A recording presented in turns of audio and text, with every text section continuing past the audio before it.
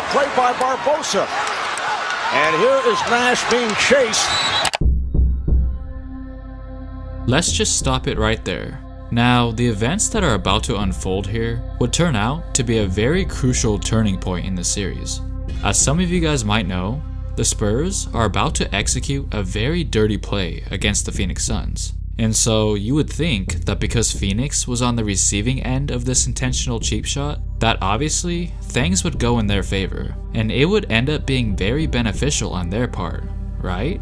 But actually, this moment that initially had the Suns looking like the innocent victims would end up having the opposite effect on their team. It might have been the very thing that decided the entire outcome.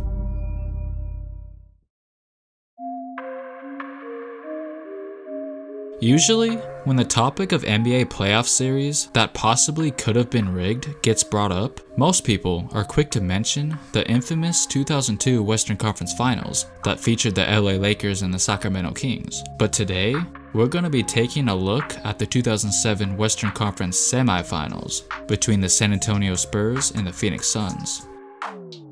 A series that might have went over some of your heads when it comes to the possibility that it could have been fixed.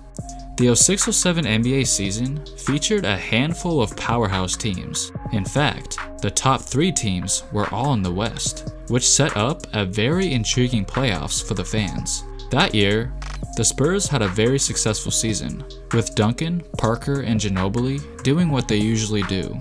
They won 58 games, which placed them 3rd in the West. Now, Phoenix, led by Nash, Marion, Barbosa, who was the 6th man of the year, along with Amar'e Stoudemire, who just came back right in time from knee surgery, but claimed that he felt better than he ever did, would have one of their best seasons ever, racking up a total of 61 wins, earning them the number 2 seed in the West. So, who had the number 1 seed? Well, that was the Dallas Mavericks, who had the MVP Dirk Nowitzki and had the best record out of everybody in the entire league with 67 victories. And the way the standings were looking, it was almost a sure thing that we were going to witness a bloodbath in the conference finals. But of course, we all know what happened next. The 8th seeded Golden State Warriors would pull off a massive upset in the first round, knocking off the Mavs in 6 games. But obviously, both the Suns and Spurs didn't care at all, as it made their path much easier going forward. The Suns would handle business pretty easily in the first round by defeating the Lakers in 5 games. And as for the Spurs, they also made it quick, defeating the Nuggets in 5 games. Then, that meant the 2 teams that hated each other, Phoenix and San Antonio, would face off in the semifinals.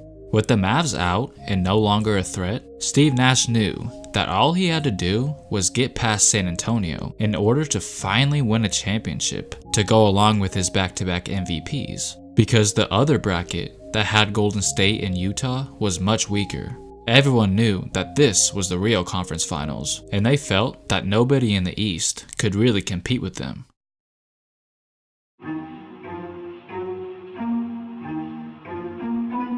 The series would begin in Phoenix, and right out of the gate, you can sense that we were in for an epic matchup. Game 1 was full of excitement.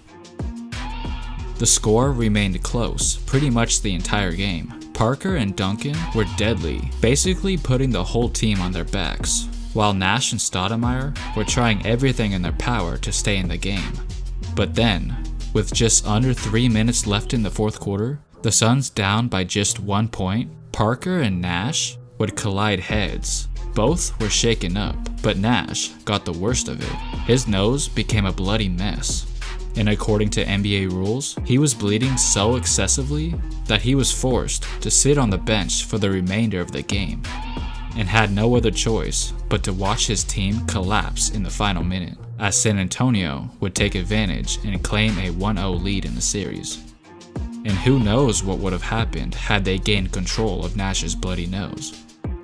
But fortunately for them, they would bounce back in Game 2 in a huge way, blowing the Spurs out by 20 points to even up the series 1-1.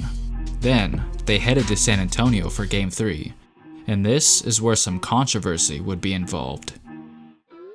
Many people say that this was easily the worst officiated game in the entire series, as the majority of the calls would go the Spurs' way, especially in the fourth quarter. Some of those calls had people scratching their head with confusion.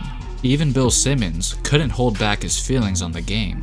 Quote, "Congratulations to Greg Willard, Tim Donaghy, and Eddie Rush for giving us the most atrociously officiated game of the playoffs so far." And in the days following Game 3, the Suns fans were understandably outraged, but quickly had to get over it and move on to the next game.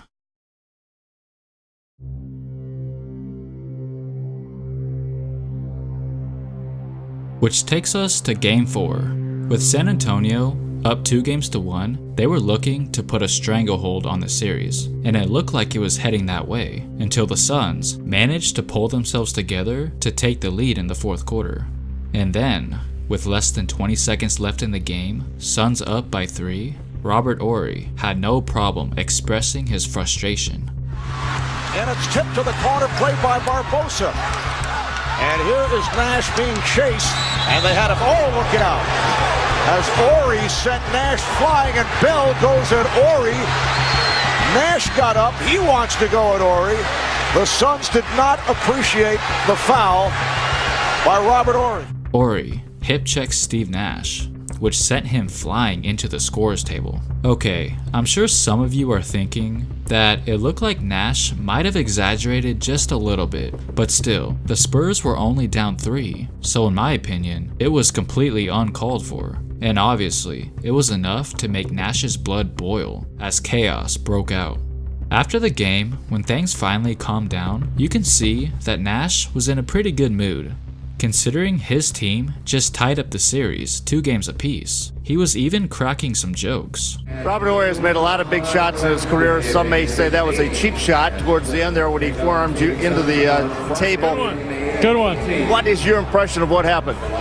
Well, you know, he just body checked me out of bounds. I mean, I understand he's frustrated. It happens.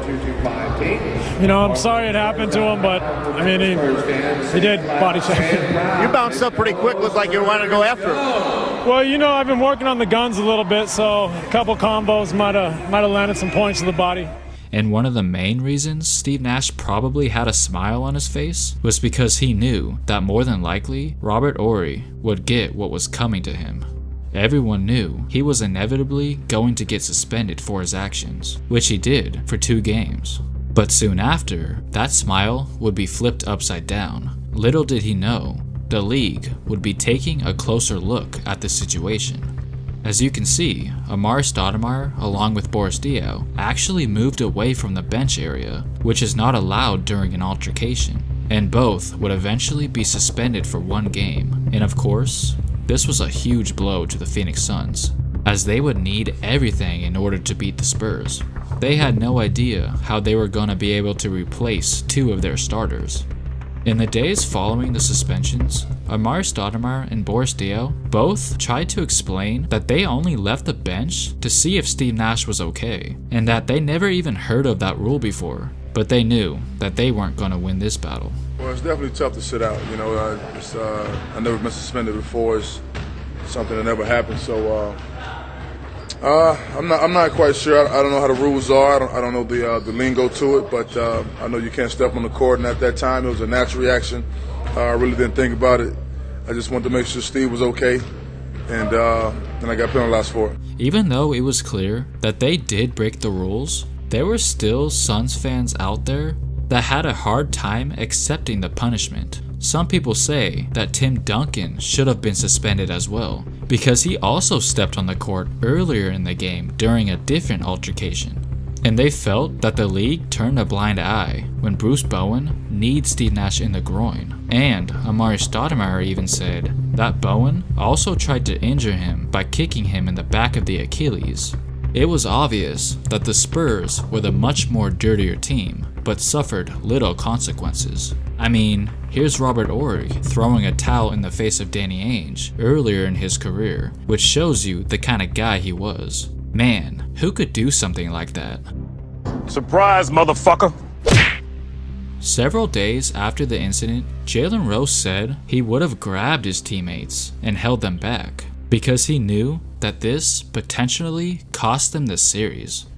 Heading into Game 5, with the series tied up, yeah, the Spurs had to go without Ori, but Phoenix definitely got the worst of the deal. Even though they were at home, they knew that it would take a valiant effort to get a victory that night. And surprisingly, they almost had them, even without a couple of their key players. It looked like they were on their way to go up 3-2, but towards the end, they just couldn't hang on, as San Antonio won the game by just 3 points. And San Antonio has won it 88-85, and I guess you should mail this one to Commissioner David Stern and give him the congratulations on the win. Then came Game 6, a game the Suns could not afford to lose, or else their season was over. With Amari Stoudemire feeling fresh and ready to get back on the court, he would go off for 38 points.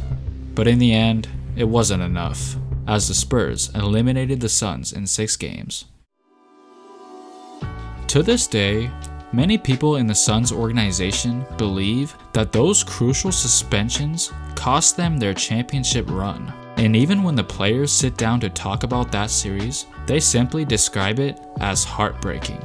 They truly believe that they would have won the title that year if it wasn't for those unfortunate events that occurred. And of course, many fans were almost certain that something suspicious was going on. And to no surprise, people did not hesitate to throw around the word rigged when it came to that series. And would you look at that? Just look at that. Just look at that. Literally last week, former referee Tim Donaghy came out and said that another official actually favored the Spurs and personally wanted them to win the series. He claimed that Tommy Nunes, who was the supervisor of the officials, was not the biggest fan of the Suns owner Robert Sarver, and that he preferred San Antonio to move on to the next round because he enjoyed the lifestyle there. And you guys know the rest of the story. The Spurs ran through the Jazz to advance to the NBA Finals and would eventually sweep a young and inexperienced LeBron and the Cleveland Cavaliers to win their 4th title. Alright guys, now I want to know your thoughts and opinions about the 2007 Western Conference semifinals. And what was your reaction when you first saw Robert Horry basically throw Steve Nash out of bounds? Make sure to comment down below and don't forget to like and subscribe. Thanks for watching.